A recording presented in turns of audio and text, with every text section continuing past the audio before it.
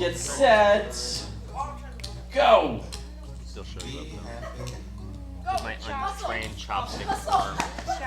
I'm like a praying mantis with chopsticks. I don't know how to use them. I use them wrong. Like I can still use them, but I'm pretty sure I'm using them. That's funny. They're going like this, so you can't figure it out. Wouldn't that work? Chopstick Cheetos. Whoever gets the most Hey, Cheetos happy. in 2 minutes into the bucket. Didn't your mom wins. play this song one time for JVQ practice? Oh, really? Hey, internet.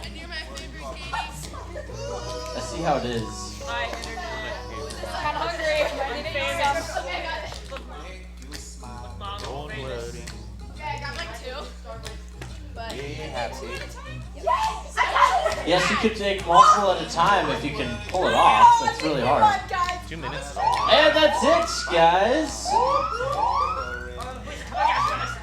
So I want to talk about kind of evangelism and welcoming sinners.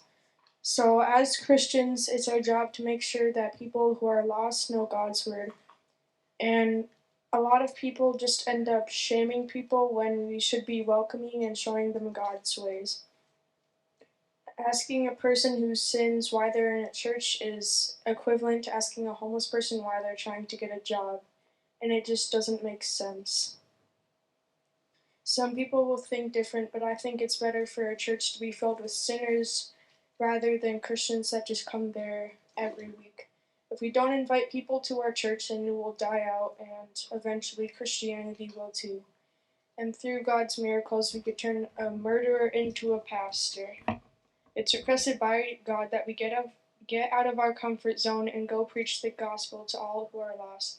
We must remember that those who sin did not predict it. People could have been peer pressured by those that they trust to try drugs and other addictive things.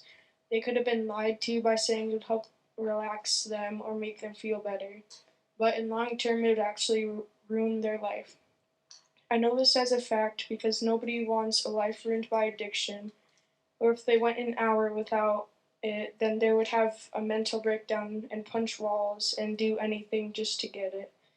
We need to understand that we need to lead them to Jesus. We need to understand that addiction is not an on or off switch, but that it takes time and it's easier with God. Moral of the story, we need to understand sinners and not shame them for their issues, mistakes, and flaws.